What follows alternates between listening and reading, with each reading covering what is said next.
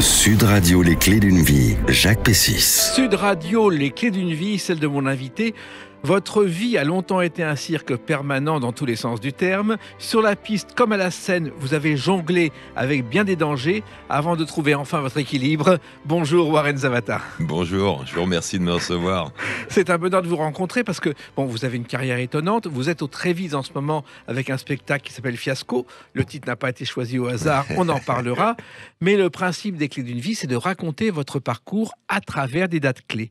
Donc, il y en a certaines qui vous concernent, d'autres qui ne vous concernent pas comme celle-ci, mais elle a un rapport avec votre vie. Le 11 juillet 1956, à la télévision, c'est la première de cette émission.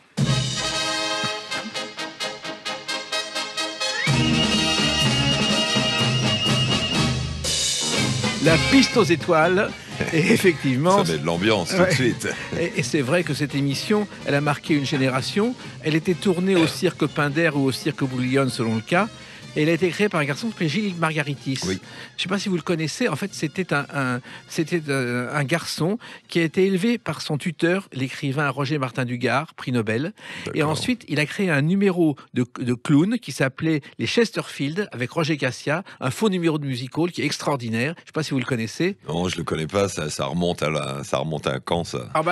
Ça remonte aux années 30, mais il est visible sur Internet. Il était avec un pianiste qui fait absolument n'importe quoi, et lui, le violoncelle fait aussi n'importe quoi, et c'est irrésistible. Il a fait le tour du monde, et il a créé cette piste aux étoiles qui a été animée par un clown, Michel Francini, pendant des années. Que je connais aussi. Michel Francini a été un clown, je crois, qui faisait beaucoup d'émissions pour enfants, et qui faisait Alex et Francini avec Qu'est-ce que c'est. Vous le savez? C'est ça. Et puis Roger Lanzac l'a présenté. Et puis cette émission, elle vous a marqué parce qu'il y avait Achille Zavata, votre grand-père. Exactement. Vous l'avez regardé cette émission? Non, parce qu'à l'époque, on n'avait pas la télé. Et moi, j'étais au cirque en caravane. Donc, je la regardais pas. Puis, j'étais un peu petit. Donc, je me souviens pas du tout de cette émission. Mais cette émission, finalement, il y a un cirque Achille Zavata, il y en a beaucoup, qui s'appelle maintenant La Piste aux Étoiles depuis 2009. La famille Falk a donné ce nom à Achille Zavata. Alors, votre grand-père, c'était un des plus grands cirques du monde, un des plus grands clowns du monde, pardon. Et le cirque, chez les Zavata, c'est une affaire de famille. Vous êtes tombé dedans quand vous étiez petit, Warren Zavata. Oui, et puis depuis plusieurs générations. Ouais. Je crois que sur l'arbre généalogique, ça remonte au XVIIe siècle, où on était troubadours et montreurs d'ours dans les châteaux et sur les places publiques. Et finalement, les Zavata n'ont pas pu échapper à ça. Non. Et vous êtes tombé dedans quand vous étiez petit? Oui, c'est ça. Moi, déjà, ma mère était enceinte de moi quand elle était Bluebell Girl au Lido. Elle était Bluebell Girl? Elle était Bluebell Girl au Lido. Et le Lido, à l'époque, c'était encore au 78 Champs-Élysées. Exact. Et c'était un spectacle dont les producteurs, les frères Clérico, avaient construit, je crois, le mur de l'Atlantique, étaient maçons et avaient fait fortune et avaient acheté le Lido ensuite. Incroyable. C'est ça? Je sais pas du tout, mais ils ont le Moulin Rouge aussi, d'ailleurs. Le Moulin Rouge aussi. Et Warren, c'est un prénom plutôt allemand-anglais. Pourquoi l'avoir choisi? Plutôt anglais. Ouais. C'est en fait comme ma mère est anglaise. Voilà. Et Warren d'Angleterre, excusez-moi le mauvais jeu de mots. Mais effectivement, ça veut dire en anglais, ça veut dire la taupinière. C'est pas vrai. Oui. Je savais pas. Voilà. Et donc, vous êtes né au bord d'une piste pratiquement. Oui. Ouais. Tout de suite, on vous a mis dans le bain. Racontez-moi. La première fois que je suis monté sur scène, oui, je faisais la petite parade d'entrée en clown. Et je devais avoir 4-5 ans, quoi, à peu près. Et dès que vous avez marché, vous avez appris à faire des numéros? Oui, j'ai un peu touché à tout, au trapèze, au jonglage, à l'équilibre, voilà, un peu tout, un petit peu de tout. Mais je me suis pas spécialisé dans une spécialité. En fait, nous, on a été un peu la première génération où on a été sédentarisé. C'est-à-dire? J'ai suivi une scolarité normale à peu près jusqu'en seconde. Donc, je fais figure d'énarque dans mon milieu. Oui, parce qu'en général, les gens du cirque, on apprend à l'intérieur de la roulotte ou de la caravane. Oui, c'est ça, ou cours par correspondance, ou c'est assez compliqué quoi, quand on est itinérant. Et là, c'était sédentaire parce que le cirque était au même endroit? Expliquez-moi. C'est-à-dire que mes parents tournaient 4 mois autour de Paris. Oui. Et 2 mois l'été où on faisait 60 dates. On faisait une ville par jour. On descendait de Cherbourg jusqu'à Saint-Jean-de-Luz au mois de juillet et on remontait au mois d'août. Donc moi je partais avec eux en juillet-août, et les 4 mois où on était autour de Paris, on jouait le mercredi, samedi, dimanche, donc en dehors de l'école, j'allais... Et vous étiez un bon élève à l'école? C'est une question piège. Non, non, c'est une question. Non, j'étais un élève assez doué, mais j'étais pas très attiré par les études. Moi, j'ai commencé sur scène, j'avais déjà un numéro de magie avec ma sœur, quand j'avais 14 ans, je crois. Je découpais ma sœur en deux tous les soirs. Oui. Enfin, ma demi-sœur, comme je dis dans le spectacle. Oui. Et finalement, il y a une ambiance dans le cirque. On ne peut pas aujourd'hui ne pas travailler dans le cirque quand on vient du cirque. C'est-à-dire que moi, un jour, on m'a expliqué que dès qu'un enfant naissait, les premières choses quand il marche, c'est lui apprendre à balayer la piste. Oui, il y a de ça. Parce qu'au cirque, on fait tout. On fait le montage, on conduit les camions, on ramasse la merde des animaux, on fait le plaçage, les numéros. Et ça vous plaisait, Warren Zavata? Oui, j'aimais bien. Puis ça me faisait gagner un peu d'argent quand même, jeune.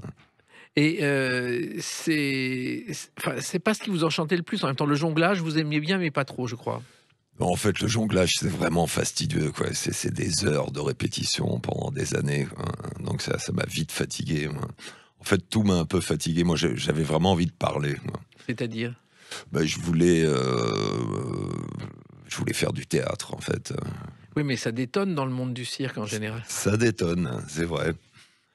Mais mes parents étaient très ouverts, du coup je suis arrivé au théâtre tard, parce que j'ai fait pas mal de spectacles de rue, j'ai beaucoup voyagé. On va en parler justement, ouais. Mais surtout, le cirque tel qu'il était, c'était ce qu'on appelle le cirque à l'ancienne, c'est-à-dire qu'il y avait des numéros qui changeaient, des artistes qui venaient du bout du monde quelques jours avant, racontez-moi. En fait, je ne veux pas dire du mal du cirque à l'ancienne, mais oui, c'était ça, c'est-à-dire que les artistes arrivaient des 4 coins du monde, en général 3-4 jours avant le début du spectacle, voire si ce n'est pas le jour du spectacle. Donc c'était un peu une suite de numéros avec Monsieur Loyal au milieu. Et les musiques n'étaient pas à l'époque, c'était des cassettes ou un orchestre quand le cirque était un peu plus important.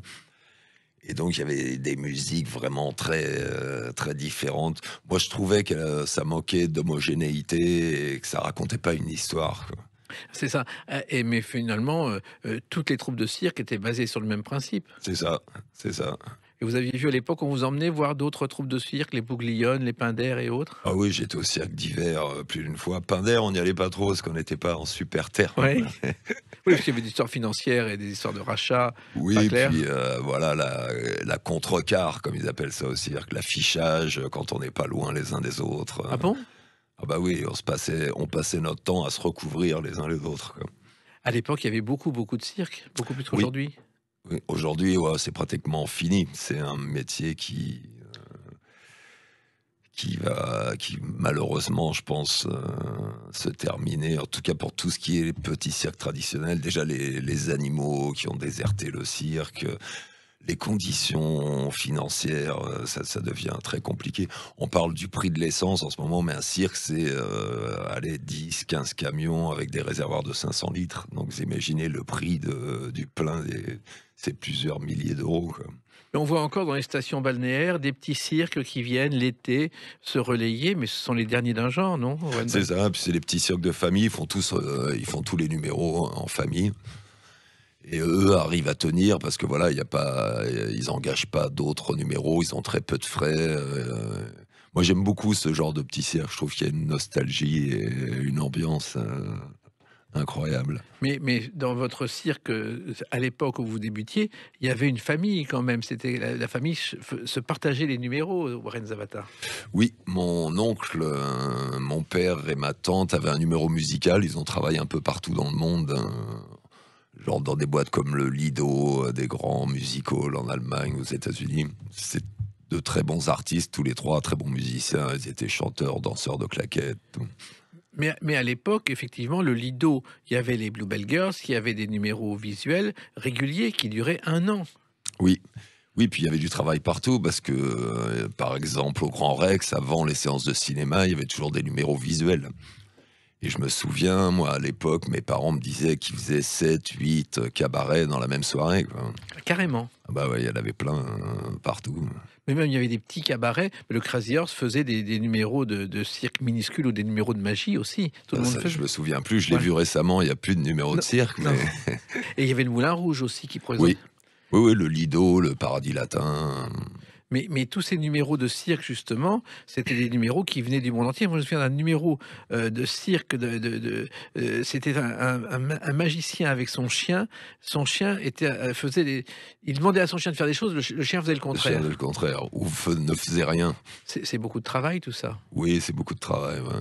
Et ça vous a jamais tenté, ce genre de choses? Trop de travail. Non. Non. C'est vrai que mais quand on est au cirque, on travaille 15 heures par jour. Oui, il y a vraiment beaucoup de travail. Et ça vous a pas tenté? Non, puis la vie finalement, parce qu'on est quand même en vase clos, quoi, hein. Et donc comme moi j'allais à l'école, j'avais mes copains, tout, parfois c'était compliqué de partir de moi jusqu'à l'âge de 17 ans, j'ai fait ça. Donc j'ai jamais connu de vacances, de colonies de vacances, de trucs. Vous avez connu un autre cirque, justement. Un autre cirque. On en parle de toute façon, justement, avec une autre date, le 23 novembre 2011. A tout de suite sur Sud Radio avec Warren Zavata. Sud Radio, les clés d'une vie, Jacques Pessis. Sud Radio, les clés d'une vie, celle de mon invité Warren Zavata. Nous parlerons tout à l'heure de ce spectacle Fiasco au Trévise. On revient à votre parcours. Et il y a une date importante, c'est le 23 novembre 2011. Ce soir-là, vous êtes à l'Olympia grâce à celui dont vous allez bien sûr reconnaître la voix. Ce qui est important pour moi, c'est d'être accueilli et de Danny Boone. sentir que Oui. je fais partie Et c'est vrai que d'une Danny famille. Boone vous a donné un quart d'heure dans son spectacle ce soir-là. 20 minutes. Ouais. Ouais, il m'a dit tu fais le temps que tu veux, Warren. Ah. Donc j'étais en première partie. Et on a fait 45 dates à l'Olympia, complètes. Bon, il venait voir Danny Boone, hein. Oui, Mais ça reste pour moi un souvenir incroyable. parce que c'est un public acquis d'avance. Pas vraiment acquis d'avance, qui vous connaissent pas, donc... Mais disons que j'avais fait une version de 20 minutes de mon spectacle qui faisait 1h15, avec que des trucs super efficaces, hein, évidemment. Donc ça marchait très bien. Et puis l'Olympia, hein, quand même. Mais Danny Boone aime donner sa chance aux jeunes. Dans son dernier spectacle, il a accueilli Florent Père que personne ne connaissait pour Oui. un quart d'heure comme ça. Et ça a marché, ça a lancé Florent Père. Oui, tout à fait. Et Danny Boone, c'est une rencontre importante dans votre vie, Warren Zavata. Oui, je me souviens du jour où je l'ai rencontré. En fait, il est venu me voir au théâtre Trévise. Au tout début, je savais pas qui venait. Il était là avec quelques amis. Puis il est venu me voir dans ma loge et il m'a dit, il m'a fait une petite révérence. J'étais même gêné. Et tout de suite, il m'a pris sous son aile. Donc, il a produit mon spectacle. Il a cru en vous. Tout de suite. Ouais, il m'a emmené 15 jours après. J'ai fait l'émission Vivement Dimanche avec lui. Donc ça m'a lancé. Et puis, ça a été un mec génial. En fait, il m'a dit, voilà, où est-ce que tu veux jouer ? Je lui ai dit, la Gaîté Montparnasse, c'est possible. Il m'a dit, OK. Voilà, Gaîté il a produit le Montparnasse. spectacle. Ouais. Alors, il faut savoir aussi que votre parcours, il a débuté un jour. Le cirque, vous avez dit, j'en ai assez. Et vous essayez d'apprendre le théâtre, Warren Oui. Zavata. Vous avez pris des cours. J'ai pris 50 cours comédie où j'ai bossé les pièces contemporaines, les classiques, Molière, Racine, Shakespeare. Et c'était pas un conservatoire, c'était une école. C'était une école, en fait, c'était une école où, en fait, c'est les comédiens professionnels qui venaient s'entraîner. Donc, on était une quinzaine. Il y avait, j'étais avec Bérénice Bejo qui prenait Ouais. des cours, Julien Boisselier aussi, et le prof s'appelait Steve Calfa, qui est un prof exceptionnel, quoi, qui nous donnait la passion de ce métier. J'ai beaucoup appris à cette époque-là. Et 5 années de cours, c'est encore plus que le conservatoire. Ouais, c'est long. Et pourquoi il fallait que ça dure aussi longtemps pour être performant? Non, j'aurais pu ne pas y aller aussi longtemps, mais pour moi, c'était comme un training, comme un sportif qui va s'entraîner. Donc, j'apprenais des scènes et je les jouais avec d'autres comédiens. Et c'était vraiment un training. Ouais. Et d'ailleurs, il y a très peu de pièces de théâtre. Il y a des films, mais très peu de pièces de théâtre sur le monde du cirque. Très, très peu. J'en ai pas J'en trouvé. connais- Moi non plus. J'ai trouvé un roman de Guy Descartes qui s'appelle Le Château du Clown, qui raconte l'histoire de Grock, qui est un très beau roman. Bien sûr, il y a des films comme Le plus grand chapiteau du Ouais. monde. Il y a des comédies musicales comme Barnum, mais Oui. il n'y a pas de pièces de théâtre. Ah, voilà un truc à faire. Ouais. Et alors, vous faites aussi de la danse à ce moment-là. Oui. Pourquoi? Ouais, ma mère était danseuse, ma sœur est prof de danse. Donc forcément, tout petit, Vous avez commencé à danser. ouais, j'ai encore une souplesse, j'arrive à mettre je touche facilement les mains par terre en étant debout, quoi. Alors, Danny Boone, c'est un coup de foudre, et tout de suite, et vous allez travailler avec lui, vous allez aussi travailler au cinéma, car vous allez, je crois, vous allez jouer dans Superchondriac.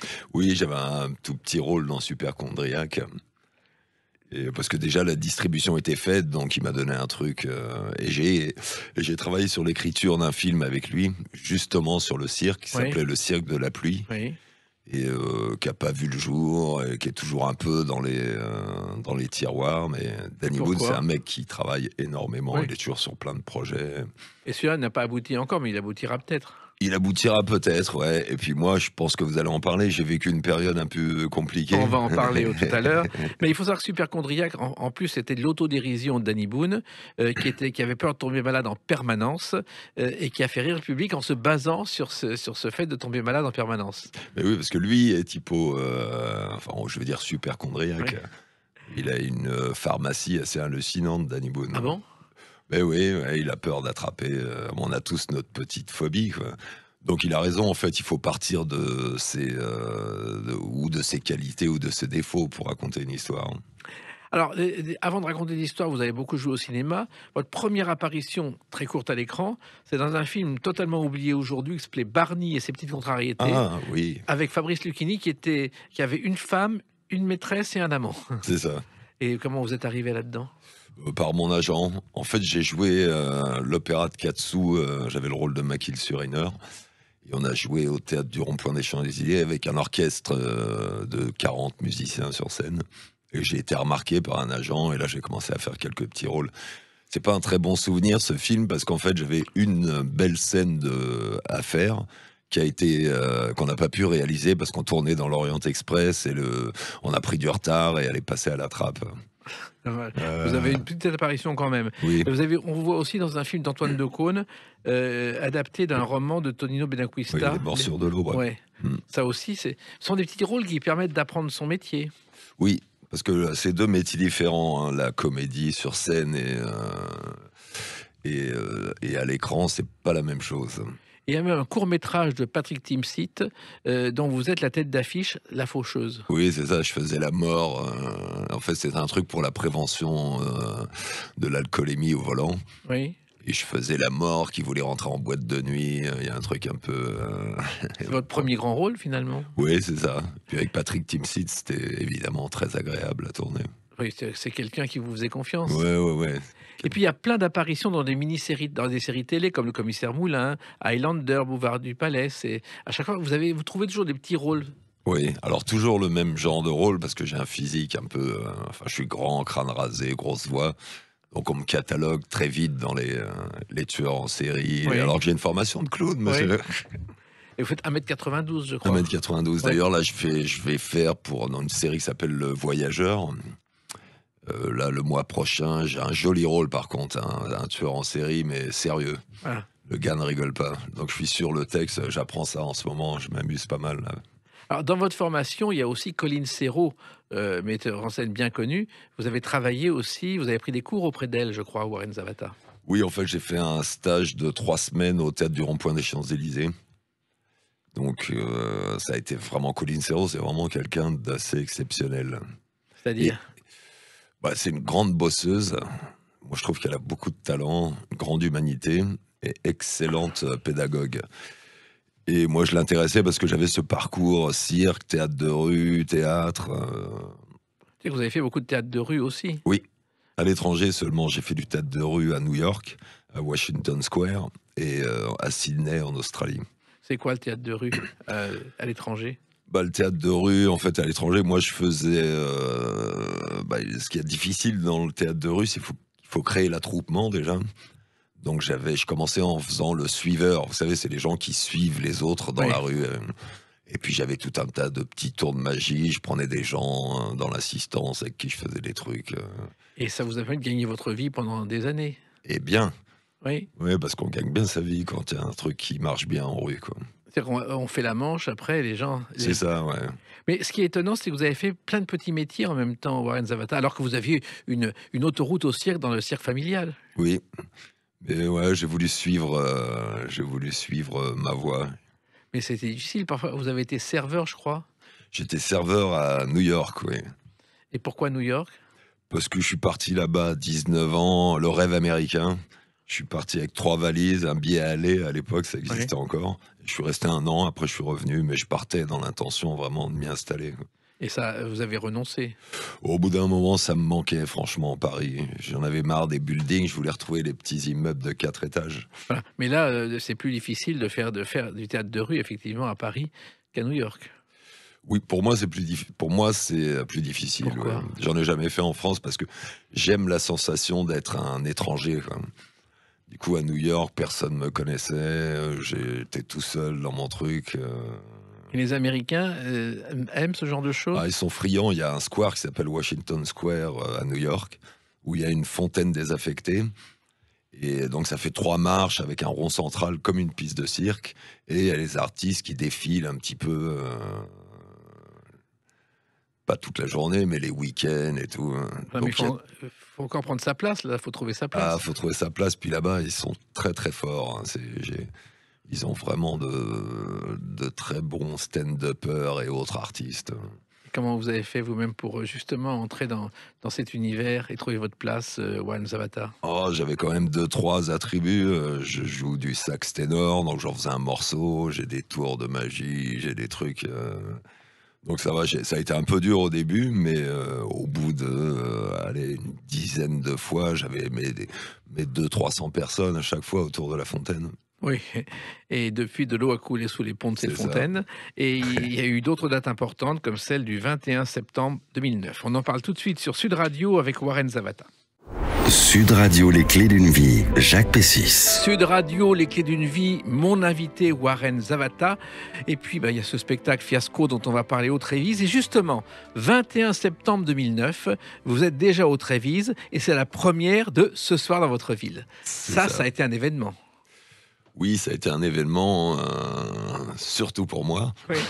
Et pour le public aussi. Et pour le public. En fait, je jouais tous les lundis. Et j'ai rapidement été complet. Et ça marchait très très fort, quoi. J'ai été surpris du succès du spectacle. Alors il faut savoir que Ce soir dans votre ville, c'est une formule qu'on entend dans les haut-parleurs lorsqu'on voit un cirque tourner et se préparer. C'est ça, on va dire qu'on est les seuls à pouvoir mettre sur les affiches les panneaux qu'on met ce soir dans votre ville, quoi. qu'on met la veille au soir et qu'on enlève le lendemain. Voilà. Donc j'ai cherché longtemps le titre, en fait, et un jour ça m'est apparu, j'ai fait oui, Ce soir dans votre ville. Alors comment est né ce spectacle, Warren Zavata?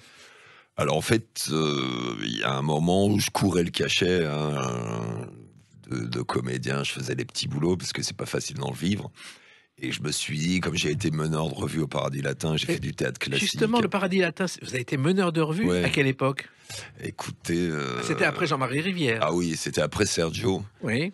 Donc c'était il y a... C'était Sidney Israël qui dirigeait le Exactement, cabaret, voilà, qui nous c'est a à quittés il n'y a cette pas époque. longtemps. Et c'était quoi meneur de revue? Vous êtes arrivé comment là-dedans? Eh bien, en fait, c'est le père de mon agent à l'époque qui avait monté la revue. Et il m'a proposé un jour de faire un remplacement.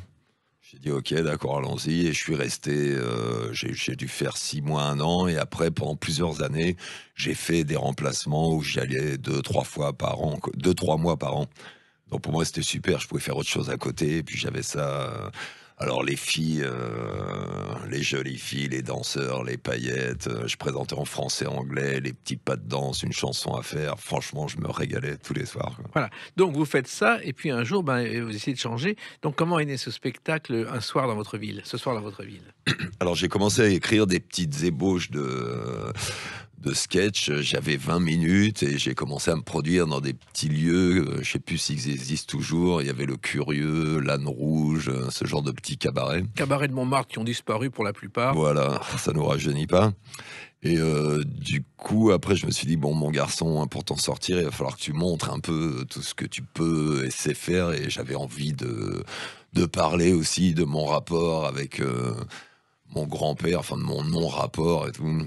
Donc j'ai écrit une histoire et j'ai mis dedans tout ce que je savais faire. Cracher le feu, jouer du sax, jongler, chanter, faire un peu d'accro, du texte et tout vraiment axé sur la dérision en fait d'un gamin qui a rien demandé à personne. Il est né dans un cirque, on lui a demandé d'apprendre tout ça. Son grand-père était un clown célèbre qu'il n'a pas vraiment connu non plus. Voilà. Alors, il faut savoir que vous avez inventé, sans le savoir, une forme de spectacle qui n'existait pas, Warren Zavata. Oui, c'est ce qu'on m'a dit. Ça m'a fait plaisir. Parce qu'il y a une adresse publique, évidemment, mais pas que. Il y a aussi le 4e mur à certains moments du spectacle. Et j'ai vraiment un peu tout mélangé, quoi. Donc c'était assez surprenant. Et ce qui a été compliqué à expliquer, parce que les gens, quand ils me disent alors, c'est quoi votre spectacle? Donc, c'est difficile à... Comme je faisais pas de sketch, très difficile de découper des petits morceaux. Et, Alors, vous aviez un costume qu'on a vu à la télévision, un costume très particulier. ouais, j'avais un costume de le queue de pie, mais tissu écossais avec des petites chaînes, la doublure totalement zèbre, donc évidemment avec des pompes de clown. Justement, les chaussures de clown traditionnelles. Voilà. Et d'ailleurs, dans mon nouveau spectacle, je suis en costume noir classique, sombre, mais j'ai quand même toujours mes pompes de clown, quoi. Et sur l'affiche, on vous voit avec un nez rouge dans ce premier spectacle, Warren Zavata, et vous aviez hésité à placer ce nez rouge.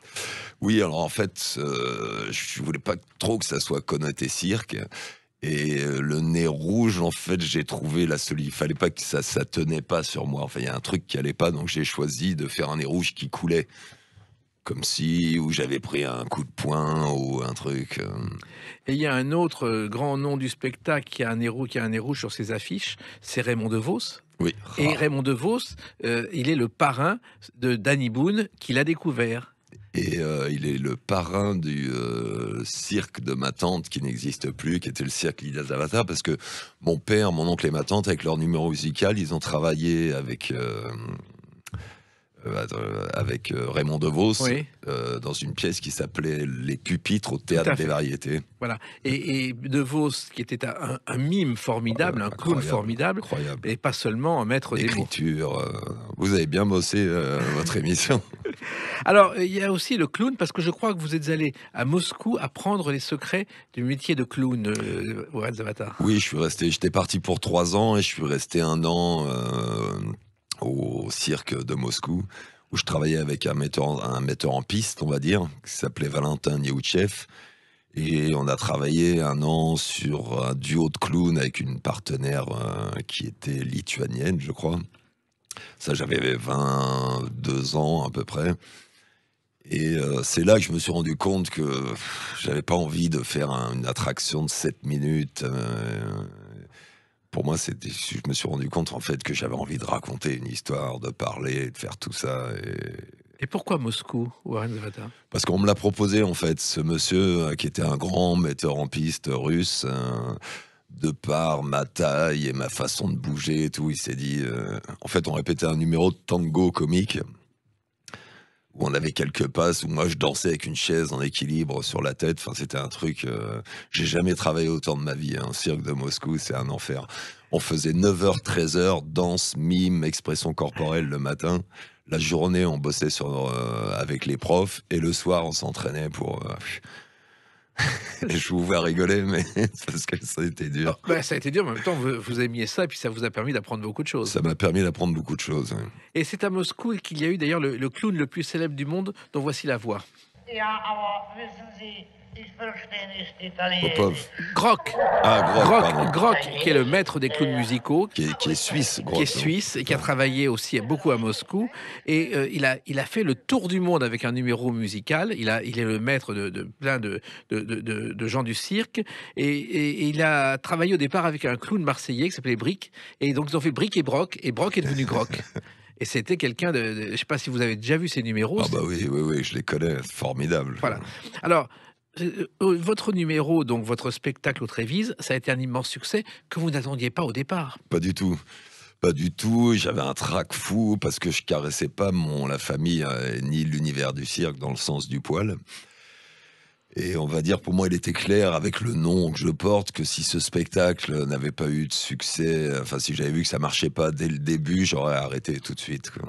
Non seulement ça a marché, mais ça s'est développé. Je crois que vous l'avez joué 1200 fois. C'est ça, on a arrêté de compter à 1002, mais on doit être... oui, j'ai beaucoup joué. Comment vous expliquez ça, ce succès? Oh, écoutez, je pense que... je sais pas, est-ce qu'on explique un succès Vous l'avez vécu simplement. Oui, voilà. Alors, il faut savoir aussi que donc vous évoquez votre famille et effectivement votre grand-père Achille Zavata. Bon, aujourd'hui vous en parlez en bien, mais ça a été un véritable traumatisme. Car Achille Zavata, bon, vous l'avez pratiquement jamais vu. Je l'ai pratiquement jamais vu. Je me souviens que j'étais obligé de mentir à l'école parce que les profs et tout, moi, quand j'avais 8-10 ans, hein, donc c'est il y a 40 ans, c'était vraiment une star, tout le monde le connaissait, quoi. Ah bah, le cirque, c'était Zavata. C'était Zavata. Donc je mentais en disant que je le voyais, que j'avais vu, parce qu'en fait je le voyais, j'ai dû le voir une dizaine de fois dans ma vie, C'est-à-dire qu'il avait coupé les ponts avec sa famille. avec sa famille. Hein. Parce que je crois qu'il y avait eu un divorce difficile. Bon, il a eu plusieurs divorces Ouais. difficiles, hein, mais en fait, c'est tous ses amis disent que c'est un homme formidable et ça l'est.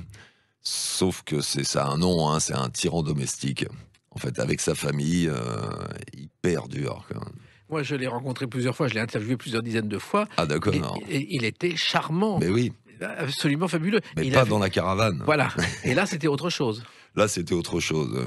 Et je crois qu'il y a un soir de Noël où il lui avait fait un cadeau, il avait rien apporté. Ouais, c'est ça. Il est Raconte. venu un soir à Noël, il avait apporté une pendule à ma tante, donc sa fille, et rien pour ses petits-enfants. Moi, j'avais acheté un briquet avec mes sous, et je lui ai pas donné, je l'ai jeté dans le lac devant la maison de ma tante. Ça traumatise pour Ah des... ouais, ça quand même, c'était horrible. On Et se en- souvient. Et en plus, je crois que vous avez passé une audition devant lui. Oui, et il m'a pas pris. Comment ça Allez. se... Bah parce que toujours ces histoires, en plus j'avais vraiment beaucoup travaillé, c'était pour être monsieur loyal chez lui, donc je lui avais dit écoute, je passe une audition, et si ça te plaît, tu me prends, si ça te plaît pas, tu me prends pas.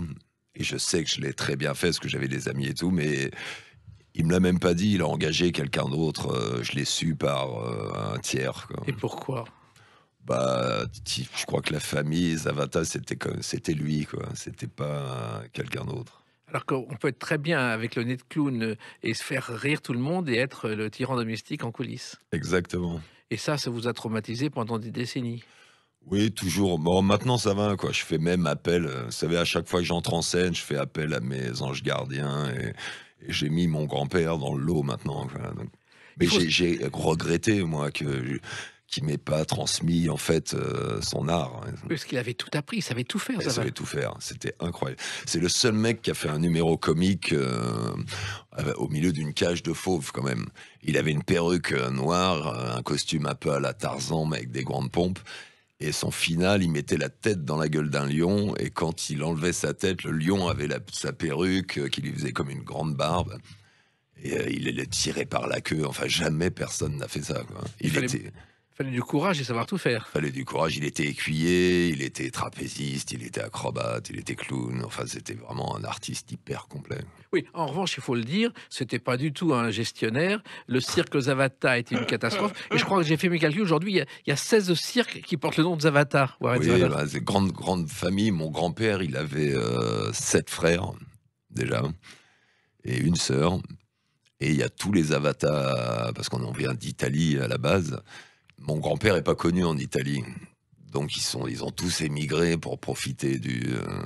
plus plein de petits cirques qui tournent sous notre nom sans autorisation. Mais moi, je me souviens, quand votre grand-père a créé un cirque, ça avait fait un scandale dans la presse. Je l'avais interviewé d'ailleurs, parce que, bon, il était totalement perdu dans la gestion du cirque. Ça l'intéressait pas. Et je crois que le cirque a fermé et qu'il l'a vendu parce qu'il n'y avait pas d'autre solution. Oui, c'était un artiste dans tous les... dans tous les...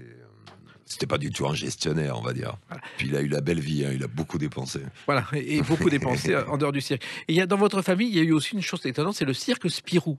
Oui, C'est-à-dire que Spirou est un journal pour les jeunes. c'est ça. À une époque, Jean Nohain et Gilbert Richard animaient ce cirque C'est ça. qui tournait. C'est Et c'était ça. à Zavata. C'est ça, c'était mon père, mon oncle et ma tante, en fait, qui avaient, avant d'avoir eu le cirque Zavata Fils, où d'ailleurs mon grand-père leur a fait un procès parce qu'ils utilisaient son nom, Ouais, procès qu'il a perdu, bien sûr. évidemment. Ça s'appelait le cirque des vacances au Oui. début, et après ça a été le cirque Spirou.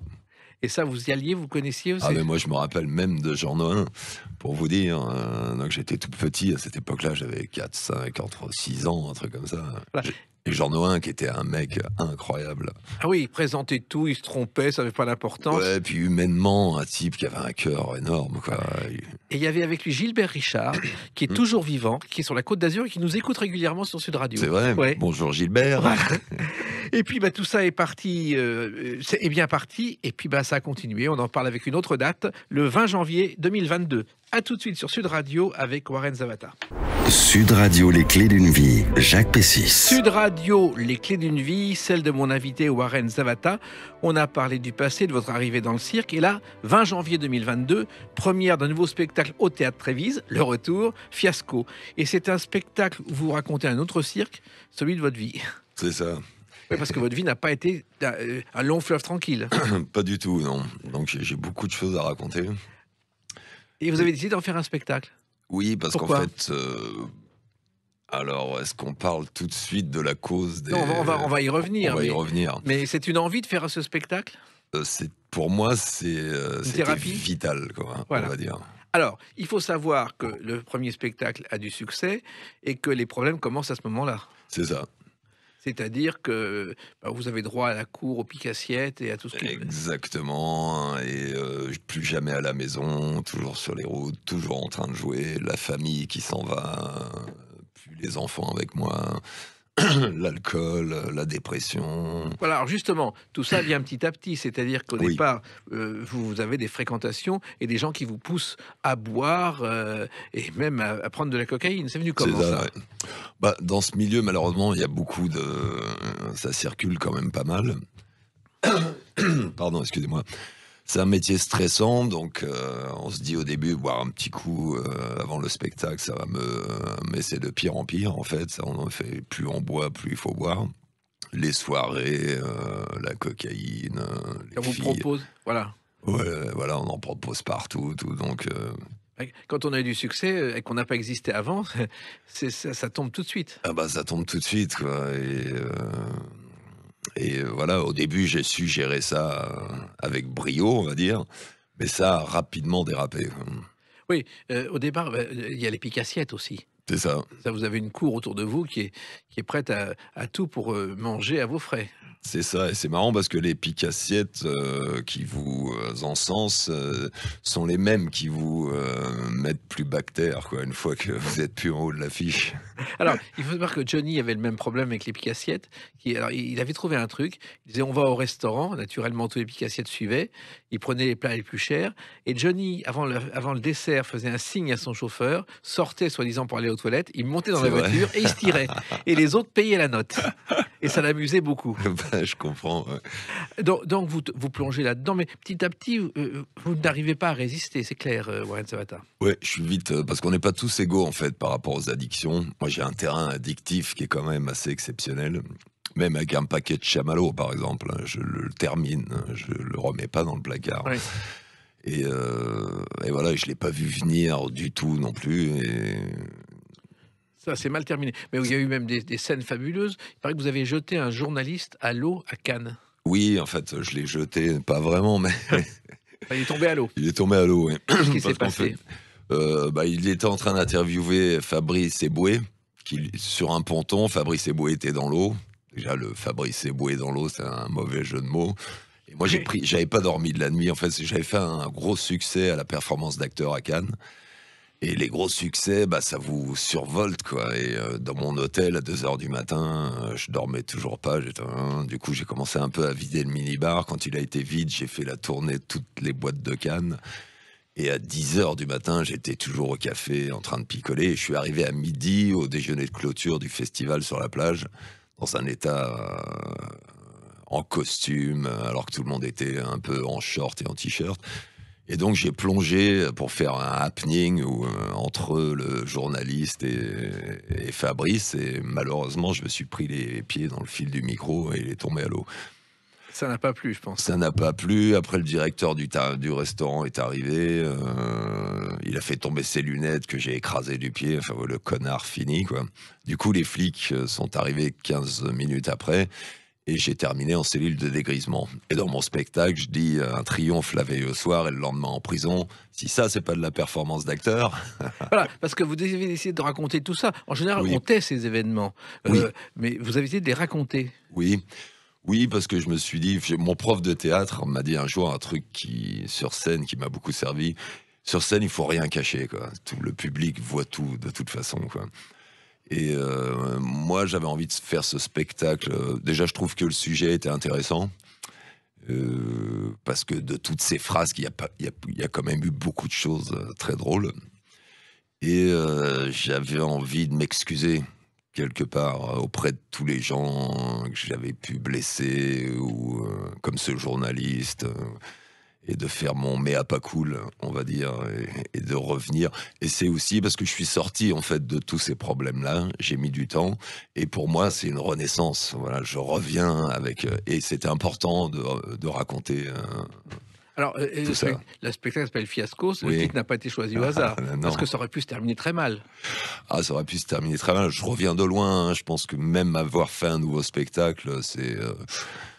je suis assez fier d'avoir pu surmonter tout ça et d'en faire un spectacle qui est drôle, et en parlant de sujets graves comme la dépression, la prison, l'alcoolisme, la drogue, la séparation des enfants. Oui, en général, on n'a pas le courage d'en faire un spectacle, et ce que vous faites peut servir à beaucoup d'autres pour éviter ces pièges, Warren Zavata. Tout à fait. Alors ça, c'est très étonnant parce que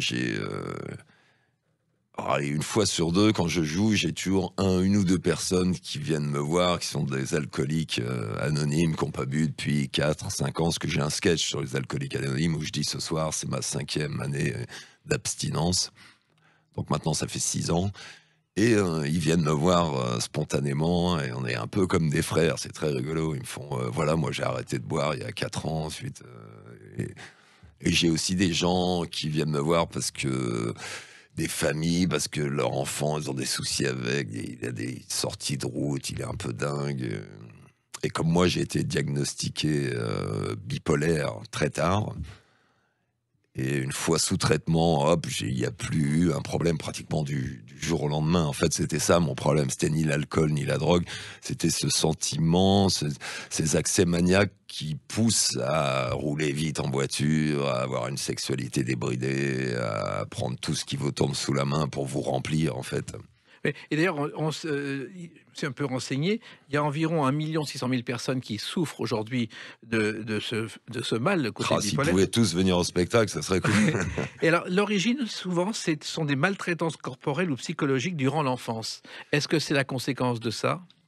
Peut-être. Alors, moi, j'ai pas eu de maltraitance physique, mais j'ai vraiment beaucoup morflé sur le fait que mon grand-père soit un clown hyper connu, que tout le monde m'en parle tous les jours, et que finalement, moi, elle m'a jamais fait rire, et je le voyais très, très peu. Et justement, quand vous dites qu'on vous a diagnostiqué très tard ce côté bipolaire, il faut quelquefois, disent les médecins, entre 10 ans, entre les premières manifestations et la délivrance d'un diagnostic. C'est ça, parce que le diagnostic est compliqué. Dans mon spectacle, je dis entre les dépressifs, les borderline, les schizophrènes et les cons, il faut arriver à trouver... et parce qu'on vous soigne souvent pour dépression, quand vous allez... Parce qu'il y a 2 états. Il y a l'état maniaque, les accès maniaques où on devient un peu dingue, on fait n'importe quoi, on dort plus, on a une... Par contre, pour la création artistique, ces moments-là sont super, parce qu'on est vraiment comme sous cocaïne, quoi. Et il y a les passages down où on est au bout du rouleau, on sort plus de chez soi. Et on finit en prison. Vous avez fini, je crois, à la prison de Gradignan. C'est ça, ouais. J'ai fait 2 petits séjours d'1 mois à 2 ans d'intervalle. Pourquoi ? Pour des faits, là c'était lié à la séparation avec mes enfants. Mais moi depuis que je suis teenager, j'ai un casier judiciaire incroyable, quoi. Ah bon ? J'ai jamais rien volé, ni mais de rébellion aggravée, de ivresse publique et manifeste, Et la prison de Gradignan, il y a quelqu'un qui s'en est évadé, c'est François Besse, Oui. le lieutenant de Jacques Messrine, qui Exactement. 2 fois réussi à s'évader. C'est vrai, moi non, figurez-vous, je ne suis pas arrivé, mais... Alors, il se trouve aussi que, et c'est assez étonnant, vous n'auriez pu ne jamais trouver la réalité de votre mal, ce que vous racontez dans votre spectacle, Warren Zavata, et puis un jour, c'est au cours d'un entretien avec Danny Boone qu'il y a eu la révélation. Alors c'est ça, en fait j'étais chez lui, on était en écriture, et il devait jouer l'histoire d'un bipolaire qui, dans les années 70, c'était un marchand d'art. Il a défayé la chronique, il a fait des trucs extraordinaires, mais aussi des bringues hallucinantes, à tout casser partout. Et donc, on faisait une lecture chez Danny Boone. Donc, on avait pris chacun un rôle de comédien. Et ma compagne était là à l'époque. Et quand on a entendu le film, elle est venue me voir après, mais elle me dit, Warren, c'est toi, quoi. C'est ça que tu as comme problème. Que j'ai balayé je lui dis, même pas du tout, quoi. Et donc, elle a pris un rendez-vous pour moi dans un centre d'expertise bipolaire, où j'y suis allé une fois, je les ai envoyés paître, et j'y suis retourné, la queue entre les jambes, 2-3 mois plus tard. Et puis là, voilà, j'ai eu un traitement et ça m'a sauvé parce que ça se soigne très bien, la bipolarité. Mais comment ça se soigne? On est en clinique pendant des semaines? Non, pas du tout. Moi, quand j'étais en clinique, c'était pour des cures de désintox. Et non, ça se soigne avec un traitement, qui est un traitement assez lourd, je vous l'accorde, mais neuroleptique, antipsychotique. Et du jour au lendemain, ça s'est terminé. Ça s'est terminé. Le temps que la molécule s'installe et trouver le bon dosage, il a fallu 3 semaines, 1 mois. Bon, je vous cache pas que ça n'enlève pas tout. Je suis toujours dans une intranquillité permanente. Pour moi, c'est compliqué, les émotions fortes, quelles qu'elles soient, hein, le bonheur ou le malheur, de changer d'endroit, tout ça. Enfin, tout ce qui correspond pas à la vie d'un artiste. Voilà, mais vous êtes artiste, faut bien assumer. Mais c'est comme la dépression nerveuse. Pendant des années, on ne soignait pas la dépression nerveuse. C'était une araignée dans votre tête qui durait des années. Et un jour, on a soigné la déprime. C'est-à-dire, c'est une journaliste, Jacqueline Michel, qui a écrit un essai là-dessus. Et aujourd'hui, ça se soigne très bien. Et oui, parce qu'en fait, on soigne peu les maux de l'âme, quoi. Dès qu'on a un bras cassé, on va tout de suite se faire mettre un plâtre. Mais je le dis dans mon spectacle, parce que les gens disent souvent, oui, il est bipolaire, c'est que des hauts, des bas, c'est une question de volonté, voilà. Et je dis, c'est comme si on disait à un mec qui est en chimio, oh, tu nous emmerdes avec ton cancer, c'est dans ta tête. Il y a une espèce de truc un espèce de tabou sur les maladies psychiatriques. Et ce tabou, justement, vous avez voulu le lever avec humour dans ce spectacle. Ouais, voilà, moi j'adore m'attaquer à des sujets graves avec humour. Je trouve que c'est plus drôle que de s'attaquer à des sujets drôles. Et les réactions dans le public sont quelquefois étonnantes. Bon, il y a les alcooliques anonymes, mais il y a des gens qui doivent être surpris par tout ce que vous racontez, ce que vous osez raconter. Oui, c'est sûr que ils voyagent bien, hein, pendant le spectacle. Mais tout est sur le. J'ai 2-3 passages où c'est un peu poignant quand même, mais tout est sur l'humour, quoi. Oui. Votre spectacle, c'est une leçon de non-vie qui doit devenir une leçon de vie. Exactement. Par exemple, la prison, je dis, bon, c'est vrai, j'ai fait de la prison, mais pour un Romano, c'est normal. J'ai envie de dire que c'est dans le programme scolaire, c'est ni plus ni moins qu'un stage en entreprise. Et j'attaque un peu tout par ce biais. Je dis faire un comeback quand personne n'a vu que t'étais parti. Enfin, La prison, vous avez eu droit au bracelet électronique. C'est j'ai très eu le à la droit mode. ouais, j'ai eu le droit au bracelet électronique et j'ai eu le droit à la semi-liberté où j'ai eu à jouer un spectacle à Ésine, qui est à 10 km de la prison de Draguignan, et où les gardiens, comme j'ai des affiches, sont venus me demander des invitations. Et quand je suis retourné à la prison 2 jours après, une fois passé le sas d'entrée, ils se sont tous mis à m'applaudir. J'ai été gêné, j'ai même pas eu le temps de poser mon sac sur le banc de fouille. D'ailleurs, ils m'ont pas fouillé. Et ça, c'est un souvenir qui me restera gravé à vie, quoi.